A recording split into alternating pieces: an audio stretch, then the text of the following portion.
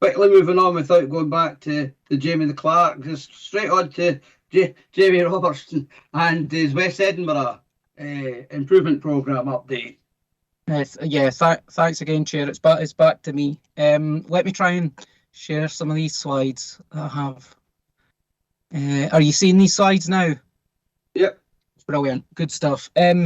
Yeah, I said this at the agenda planning meeting. It's really actually nice to come along and present to you today as a sort of an interim sort of update, because normally we're only ever at committee from a project perspective when there's a major milestone or a recommendation to approve. So I just to thank committee again for taking the time out to invite us along and come along, and we'll do this interim update. Russell, you'll know that I have a habit of littering on, so I'll try and keep this to a minimum, given it's a Friday afternoon. Good lad. Thank you very much. I can't promise, no promises. No, I know. I'll mute. Listen, I'll mute you if there's any more nonsense. Okay. So this first slide is just a quick recap on the West Edinburgh Transport Improvement Programme, the project scope. So what is it that we're actually doing? So WETIP is a £36 million cross-boundary project, and it's focused on the delivery of a core package of active travel and public transport improvements, which run along the A8 and the A89 corridor between Maybury and Broxburn. The overarching objective of WETIP is to transform the sustainable transport offer in West Edinburgh through high quality infrastructure, which, a bit like what Neil was talking about there, to reduce and enhance bus journey reliability and obviously reduce the overall journey times of buses.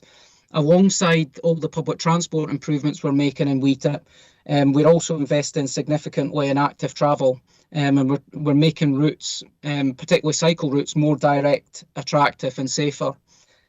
So these active travel and public transport investments again aim to provide people with real sustainable transport options that are more attractive than car, and will hopefully catalyse that mode shift from car onto sustainable modes. And this obviously chimes really well with all our wider policies and action as well that we're taking on the climate emergency, such as our net zero targets and the 20% reduction in car kilometres, etc.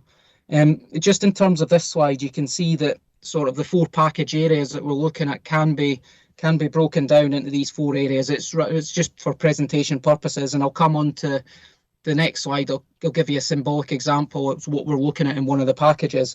But the four packages here are from Broxburn to Newbridge on the A89. Package 2 is westbound on the A8 from Newbridge to Golgar. Package 3 is again on the A8, but the opposite direction. That's eastbound between Golgar and Newbridge. And then the final package is a relatively short but very important section between Golgar Roundabout and Maybury Junction. Just swap on to the next slide. So this slide here it's demonstrating that, you know, we work really closely with all our project partners, and one of the biggest project partners that we have on this, because I mentioned in the previous slide, it's a cross-boundary project, is West Lothian. So we've been working really closely with them, particularly around options to explore a park and ride site in round about the Broxburn area. And I'd say that this has been a really considerable body of work within its own right. And you know, we've also, as sort of evaluation, and we've been working through this, we've also looked at the potential to put in a mobility hub in Broxburn itself, which is very popular right now if you've seen sort of 20-minute neighbourhoods and mobility hubs. And so we're also exploring that, as well as looking at optimum locations for park and ride sites. If I just scroll on here, you'll see that so this slide, the image on this slide, shows the options of potential sites, looking at the demand at each one of those locations and some of the sort of constraints around that. The blue line here is showing that a new section of continuous bus line, so it's 1.5 kilometres long, along the A89 from Broxburn to Newbridge, and it's expected to provide journey time savings for buses of up to 8 minutes. So quite powerful, that relatively short section of bus line. And I should just say that what's not shown on this diagram, but is within the package 1, is adjacent cycle lanes to the bus lane. So we would have segregated cycle lanes adjacent to the bus lane, and they would link into whether it's a mobility hub or a park and ride site as well, to offer those interchange opportunities. This is one of the more boring slides and that I'm going to be presenting on today, and it's the process sort of programming slide. But this slide shows that where we are in the project, which is outline business case stage. And we've made notable progress with part one of that. The red line here that's just appeared on your screen, that's exactly where we are to date. So we've delivered the first part of the OBC, which has delivered the case for change, an options review and a sifting report. Now, just during the first part of the OBCs, I'd just like to put on record, Chair, and place our thanks to Transport Scotland for their latest inputs to the project. We've really benefited from their experience on other deals and other projects, and it's helped to really refine, our general approach to the OBCs, and having their experience and as a core project partner is really beneficial to us, and it's very valuable. So just placing our thanks to Transport Scotland on that one. You can see that we're midway through the OBCs. And with that is that we're transitioning from stage 1A to stage 1B.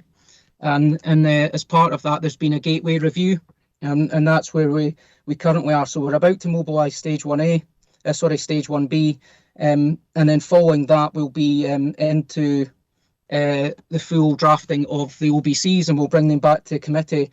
We're currently targeting that they'll be brought to committee for summer 2023, but we're looking at opportunities to expedite this. The OBCs will actually be drafted in Q1 next year, but because of the sequencing of the required reporting to local committees, this creates a really elongated sign-off period. But we'll work really closely with the PMO and with our partners to try and accelerate this where possible. And we'll, of course, keep this committee updated throughout. Following the OBCs, we'll move forward into the final business case, statutory consents, which is a fairly lengthy period, and then we'll be into procurement of contractors and construction. If I toggle back there and then toggle back on, you can see that we're actually aiming to construct in Q2 of 2025, but what's appeared there is that additional quick wins window that we've been talking about on Neil's presentation, and there's a slide later on in this slide deck that I'll maybe elaborate that on a bit more, but we're looking at opportunities to accelerate delivery where we can, because mindful that Q2 2025 is a while away, and like you were saying, Chair, we really need to act now because more people are entering into their cars than probably we're entering into a worse situation in terms of mode shift as we were pre-pandemic. So we're really taking action, and we can demonstrate that we're actually doing that. So there's some really good opportunities there. This next slide is just to remind committee that in this month's progress report, we flagged up to the Scottish Government an underspend over the first quarter of this financial year. It's just to stress that this is not a reflection of the WTIP overall project budget. You can see from this financial profile that the financial health over the course of the project is looking good. However, as I've just mentioned through the previous slide, we were currently in a gateway review and we're transitioning from stage 1A to stage 1B, and understandably, during this period, the technical works on the project have slowed, and correspondingly, we've not been drawn down as much as you would expect during the mid stage of the mid part of a stage. But now that we're entering into stage 1B, spend will ramp up again, and we'll be back at full throttle, and spend drawdown will run much truer to forecasts. Just finally on this topic, it's a relatively small underspend in Q1. It's around 110k, and all this will be recovered during the remainder of the programme. However, we're just providing this early notification to Scottish Government so that they can reprofile over the context of all budgets and across all their deals for the remainder of this financial year. And we'll continue to work, and we have been working really closely, but we'll continue to work with the PMO, Scottish Government and finance colleagues on this matter, and we'll provide updates to committee later on during the latter part of the OBC. If I can just move forward to getting into some of the more exciting stuff. The last two slides were a bit processy. This slide is really highlighting that we've been in a pandemic for the last 2 years, and we're coming out. It looks like we're emerging out of that, so it's great news. And it's been a bit of a challenge the last 2 years, but also it's provided WTIP with a very specific opportunity. and the launching of the Scottish Government's Bus Priority Rapid Deployment Fund, in short, resulted in some temporary bus measures being installed along the A8 and the 89, and you can see that from the image here with the locations of them. And the delivery of these measures have been really important, and it's provided us an opportunity to test bus priority interventions along the corridor. We've collected live data, and they've delivered much needed benefits to operators during that pandemic period, which was particularly challenging for the operators. So not only have these temporary measures helped advance their thinking on WeTip, but they've also helped inform our successful bid into the Bus Partnership Fund, resulting in a further £3 million being awarded to the City Region deal. And the WeTip team, it was Jacobs who actually prepared that bid, and it was the WeTip team were at the core of that, so a large amount of credit needs to go to them. The next two slides, again showing the sort of the complexity of WeTip. You can see on this one from the image here the number of project interfaces that we have with neighbouring projects, and it's been a challenge to coordinate with them all. You know, all different timelines, but I'm quite pleased to report, you know, that we've been maintaining coordination with all the projects, whether that's, you know, the Maybury Junction design works that's ongoing at the moment, or in fact the Bus Partnership Fund that we've been talking about today, or the various live planning applications. It has been complex, but we've managed to maintain the key interfaces with all the neighbouring projects. And the next slide here just kind of builds on that a little bit and shows some of the tangible benefits of that interface work. So this next slide is showing you the sort of the scale of development around West Edinburgh. In the yellow highlighted areas here, and you'll see all the marked proposed development. And once that's fully built out, it'll have a population similar to the size of Falkirk, so around 32,000. And of course, in West Edinburgh, we obviously have an international airport with huge passenger growth forecast to be about 20 million per year. So that just adds to the complexity of West Edinburgh and the growing transport demands. If I just click forward here, you should see a green line up here. That green line is just representative of the core transformational bus priority and active travel outcomes that we're progressing through WeTip. But as the population of West Edinburgh grows and expands significantly, you need more than just a single corridor of transport improvements. So the WeTip team have worked really closely in partnership with the Edinburgh City Plan team. So that's the next local development plan for the next 10 years, to ensure that there's safeguards of key connections and movements throughout Edinburgh. So as it grows out, we're able to build upon that core spine of improvements that we're developing in West Edinburgh through the WeTip programme. So some specific examples of that, you should see a blue line appear there. And that's a key route for public transport and active travel over the railway line to Fife. And we recognise that all sort of travel demand isn't for city centre, so you have a tram out there as well, and you have these core improvements that we're bringing forward along the A8 and the 89. But to connect to the likes of the regeneration areas of the waterfront and Granton, you really start needing additional links. And without these additional links, all bus traffic really has to go via Gogar and Maybury, and that becomes, you know, an ever-increasing bottleneck. In addition to this, there's a new active travel bridge that's being built over the railway line as well. This is linking into Gateway Station, which has a tram halt there as well as it's on the Fife line, so you can interchange from active travel modes to rail and to tram. This is a really important link actually, and it's one that's currently in progress, and it connects into a cycle lane that's off route, that's north of the A8. This actual cycle link here was a missing link through a previous study. It was identified in 2016, the Wetter report, and a really important link as there was no real good active travel links there. So we were taking it through WeTip, but we've worked really closely with the City Plan team to ensure that now this missing link is going to be delivered by the developer on a much more attractive alignment, and it's segregated away from the busy A8 as well. And that again connects into Gogar and the new links over the Fife railway line. So these are just a few sort of symbolic examples to show how, these core spine of WETIP improvements along the A8 can be connected with over time as these new developments come online. This is the final slide here, and it's really about the next steps, and particularly about stage 1B of the programme. So it's starting to feel quite exciting actually that we're moving into the second part of the OBCs. We're getting to the sharper edge of the appraisal, and we're even entering into design related activities. And the other part that's quite exciting as well is, and we're quite mindful of where we are in the journey, but now that we're getting into the second half of the OBCs, we're going to start engaging with the public a lot more, and that'll be a really good opportunity to start amplifying some of the positive messages and ambitions that we have for West Edinburgh. So as part of this public engagement exercise, we'll be creating a website and a whole suite of engagement material. So hopefully you'll start to see some of that stuff coming through, and there's going to be a full public consultation 9-week period during the later part of this year.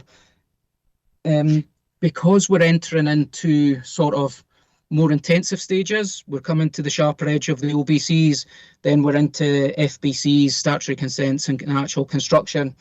We need to strengthen the WETIP project team by looking at the change in the project. We are getting into more intensive stages. So we're currently recruiting, and it's available. The advert is now live on My Job Scotland for a full-time project manager to augment the existing project team, and also a support officer. So if you know any good project managers, please encourage them to go into the My Job Scotland website, and you'll see the adverts up there. In addition to this, we're also exploring to appoint a graduate, and we're really hopeful of that. I think this project is going to last a number of years, and it's a really good opportunity for a young person to come in over the next 5 years, and we can cultivate that talent and put them to good use on this project. But then if there was ever a City Deal 2.0 as well, we would have a good mature candidate there to take forward as a full-time PM in the future as well. So I'll finish up on this slide just saying that we'll of course keep committee updated with progress throughout. Like I say, this was an interim update today, but we're approaching some really meaty activities coming up, so we'll look forward to coming back to committee and giving you an update on them ones. We'll continue to, in the interim, we'll continue to update through the PMO's work programme update that Andy provides. And like I say, the big one to put in your diary is by summer 2023, we'll be bringing that draft OBC for approval to yourself. So I'll probably just stop there and say, Russell, but more than happy to come back if you can tolerate me, and at your desire of if you need any more additional updates. I know there's a lot in there, and if anybody would like any sort of follow-up technical sessions, so more than welcome to just give me a call, and we can arrange something. Oh, thanks very much, Jamie, and don't apologise for your enthusiasm, because that's what we need. That's what's wrong sometimes with the public sector, where we all go about there with long faces. Your enthusiasm it spreads to others, so that's really good. But one question I did want to ask you, and I forgot to actually ask when I spoke to you before, and that is, you see the Broxburn to Newbridge part that you're doing, the first part. I noticed on what road is that? At the Clearlands Junction, the Clearlands Junction, from Clearlands Junction, Junction 2 on the M9, that links onto the M8 that actually goes into Hermiston Gate. I noticed that obviously it's Transport Scotland or whoever the contractor is, that have done a bus lane to there. That's right. And I've proposed a supplementary question, or the real question is the Broxburn bus lane is there a way of linking it up? I know it's round that Newbridge roundabout, which is a nightmare anyway, but I was just wondering if it's going to link up, because at this moment in time there isn't a bus goes along that bus lane, and I for the life of me I thought, well, was that a priority, Transport Scotland? But I mean, that's just my own personal opinion. A lot of money it cost, a lot of time it took, and nobody's on it at the moment. So maybe you're more in the loop than I am. So maybe just, if you can answer me by saying nothing, and that's it. I could maybe shed a little bit more light on it. I believe that it's to do with an automated bus trial that Transport Scotland are working, and that's all the infrastructure that you see that you refer to there.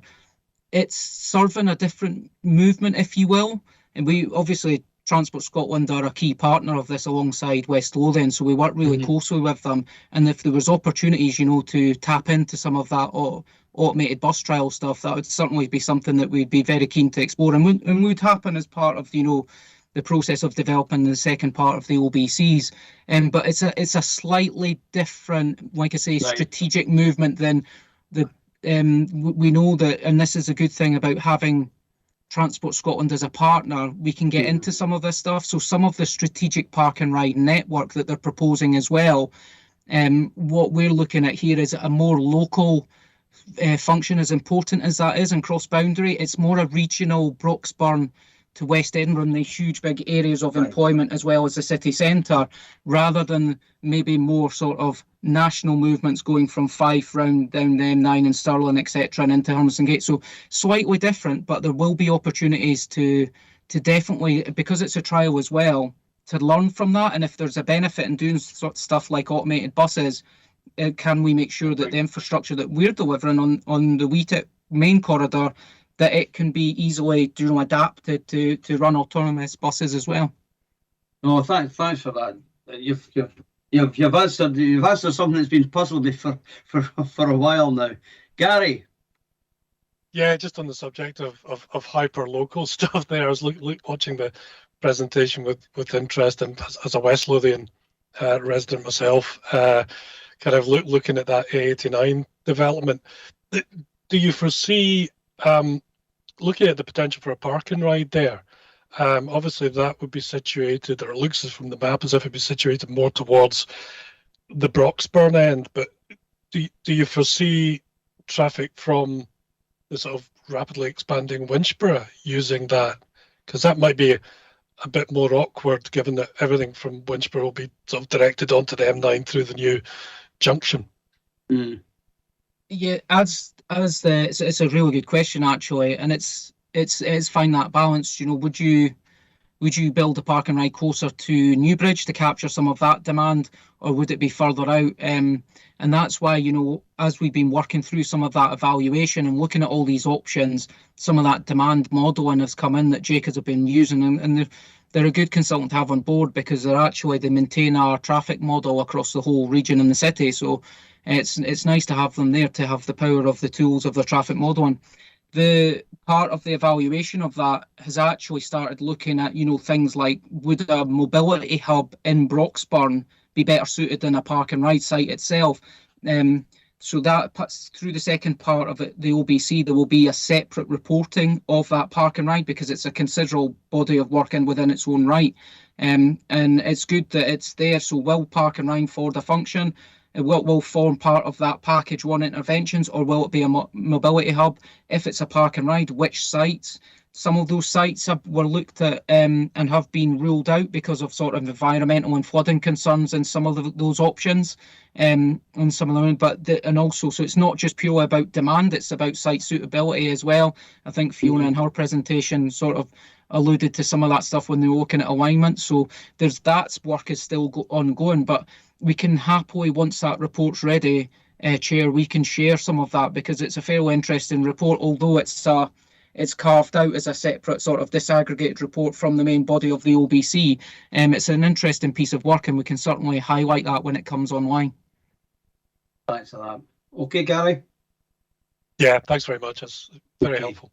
Super. Councillor Ross? Thanks, Russell. Yeah, I think just a quick item I think we touched on at the agenda planning meeting, but just to get a confirmation and some assurance that obviously once you're constructing the construction phase, there could well be displacement of traffic on other routes, and you will look at mitigation measures for that, for instance, for the flow from Fife through to Edinburgh. Yeah, no, thanks for that question. Yeah, no, 100%. It's part of, procurement of a contractor is working with them to ensure that, they have a construction management plan. So we'll definitely look at all the opportunities to mitigate sort of that displacement as you talk about, and then the disruption within the corridor as well, and how we can do that, you know, by working sort of overnight and things like that. And it'll be all part of that conversation we have. One other thing I'd probably draw attention to as well is Transport Scotland are our key partner in this as well. So we will be working closely with them to make sure, you know, that we're not doing anything on the strategic roads network that, you know, at the same time they might be doing upgrades to Hermiston Gate or whatever. But likewise, anything on the rail network, you know, that would see disruption, forbid sort of rail strikes and things like that. So we're mindful that what we're doing here is on a regional commuting route as such, and we don't want to, whether it's directly affected or whether it's stuff that's sort of indirectly, whether it's on the rail network or whatever, we'll coordinate with them. And we're looking for Q2 2025, so there's a lot of time to plan for that, but it doesn't mean that we don't think about this stuff now, and we do, and we'll continue to bring updates to you. And as we start getting into them conversations during the next part of the programme with a contractor, we can maybe give you a bit more flavour about sort of the mitigations and sort of the approach that we'll generally take to minimise disruption. That's fine. Thanks, Jamie. Andy? Yeah, thanks, Russell. I just want to mention that despite Jamie's fake backdrop there, he is actually on annual leave and on holiday up north. So just grateful for him for taking the time to do that and for packing a shirt and tie, for looking professional. I hope you're not having to cash in too many brownie points for intruding on your leave, but it's gratefully appreciated. Well, I didn't realise that. Well, we'll not keep you then. Thanks for pointing that out, Andy. Councillor McMillan.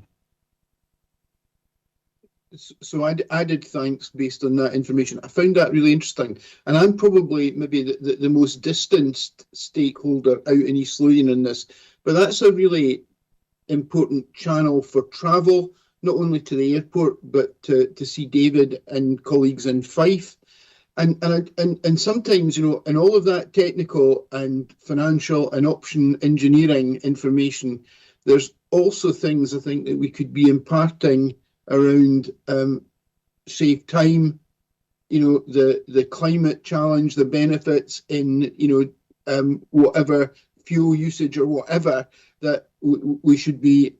And I think it is really prompted by Russell saying that, you know, singing the public sector's praises in this, because I think it's a thoughtful piece of work. But it just that kind of maybe imparting to people the benefits of that it will bring to the public in terms of travelling. So thank you and enjoy your holiday. Thanks, Councillor McMillan, for that. And there being no further questions, can we endorse the report? And we thank Jamie for coming in on his annual leave. And I'm not going to use the bit about shirt and tie. I'll leave that for Andy to reflect on.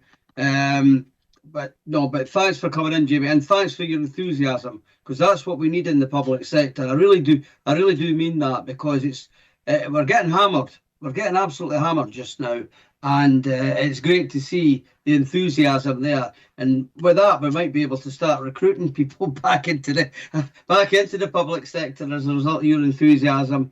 And I'm sure in 6 months' time, Neil will be up to speed about enthusiasm as well now that he's got that the bus priority job to do. So thanks again. Thanks for that, Chair. No, and thanks everybody for the kind words. No, do you know, it's an absolute pleasure. When Andy told me, you know, that was coming along on the 2nd, I said, oh, that's bang in the middle of my holidays in the Highlands that I'm taking for 2 weeks. But I'm just glad that the Wi-Fi held up. That was my main concern. But no, I hope my passion does come across, and that's part of the reason why, you know, like I'm very keen and I'm pushing very hard to bring on a graduate, because this is such an exciting project, and it taps in, you know, that project interface slide. You can see stuff on there that, you know, taps in, whether it's the Bus Partnership Fund or, you know, touches on all the development work that's going on out there. It's really exciting, and to bring, you know, give an opportunity to a young person to come along on that. I think once they're in this career, they'll stay in it, and we'll be able to develop them, you know, and hopefully retain them and use that resource in the future for, like I was saying, you know, a City Deal 2.0 or something or similar in that pipeline of projects. So listen, thanks for hearing me out today, and I look forward to returning. Thanks, Jamie, and enjoy the rest of your day. Cheers. Right, on to Jamie the other.